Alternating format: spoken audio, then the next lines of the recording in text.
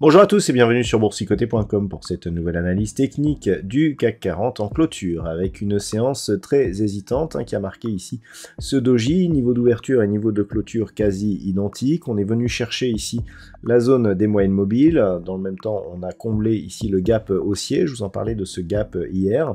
Et puis on est remonté ici pour revenir clôturer proche de la zone des 7320 points puisqu'à 7315,88, le CAC 40 perd ce soir 0,12% par rapport à la séance précédente.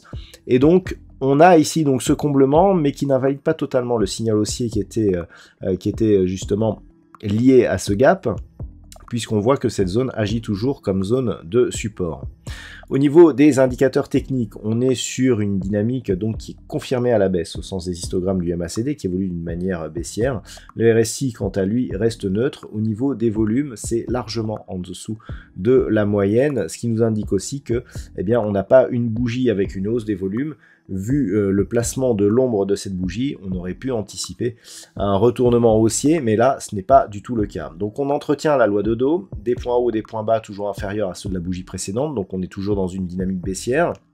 On vient ici combler ce gap. D'un point de vue un peu plus long terme, on est toujours ici dans des oscillations qui varient entre la bande de Bollinger supérieure et la moyenne mobile 20 exponentielle. Donc pour l'instant, on est toujours dans une dynamique à prépondérance haussière. Par contre, si les cours venaient à casser ici cette zone des 7250, l'enfoncement des moyennes mobiles serait plus fort et donc on aurait un net affaiblissement de la dynamique. Tant que l'on est au-dessus des 7200 points, on peut considérer que nous sommes ici dans une phase de hausse qui consolide d'une manière horizontale. Donc range de consolidation, tant que nous sommes au-dessus ici des 7198 points. Si on venait à casser cette zone, là clairement on aura un signal de retournement avec même une configuration en double top qui pourrait se matérialiser.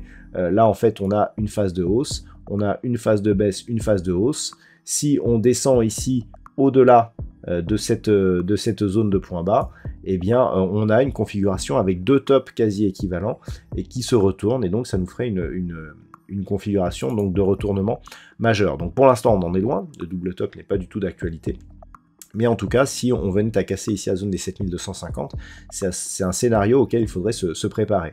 A l'inverse, même si ce n'est pas actuellement le signal, si les cours repassent durablement aussi ici au-dessus des 7320 et cassent par exemple le plus haut de cette séance qui se situe à 7333, eh bien on pourra repartir sur une dynamique haussière puisqu'il y aura rupture de la loi de Dow baissière et possible retour ici sur cette zone des 7380, auquel cas on aurait ici eh bien, une succession de points hauts mais avec des points bas qui se lèvent, c'est-à-dire qui sont de plus en plus hauts. Donc clairement par exemple si on évolue comme ça sur les prochaines séances, eh bien on aura une configuration qui restera haussière avec une probabilité ici de rupture de cette zone des 7380 points et donc de poursuite du mouvement haussier.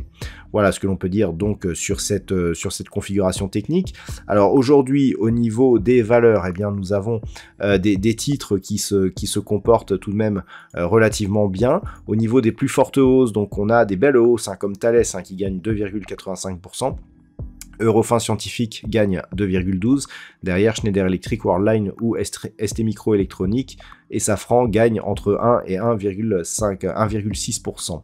Au niveau des plus fortes baisses, nous avons Unibail-Rodamco qui perd 3,84% aujourd'hui. Renault, BNP Paribas, Stellantis, donc le secteur automobile et le secteur bancaire, puisque nous avons aussi Société Générale, sont parmi les plus fortes baisses de la séance. Voilà donc ce que l'on peut dire sur cette configuration d'un point de vue statistique. Alors les statistiques nous indiquent que le risque baissier revient, c'est-à-dire que pour demain cela semble relativement stable. Par contre à partir du début de la semaine prochaine, pour lundi, on pourrait avoir une baisse relativement marquée. Alors ce ne sont que des statistiques, on pourrait avoir une baisse qui pourrait intervenir dès demain, liée au fait que nous avons une statistique majeure dont on sait qu'elle peut avoir énormément d'importance donc sur justement l'évolution des indices, donc il faudra être vigilant. En tout cas la statistique a une bonne conviction et nous donne pour l'instant une probabilité de reprise plutôt d'un mouvement baissier. Voilà donc ce que l'on peut dire sur ce point. Je vous souhaite de passer une bonne soirée. On se retrouve dès demain pour d'autres analyses techniques, toujours sur le site boursicoté.com.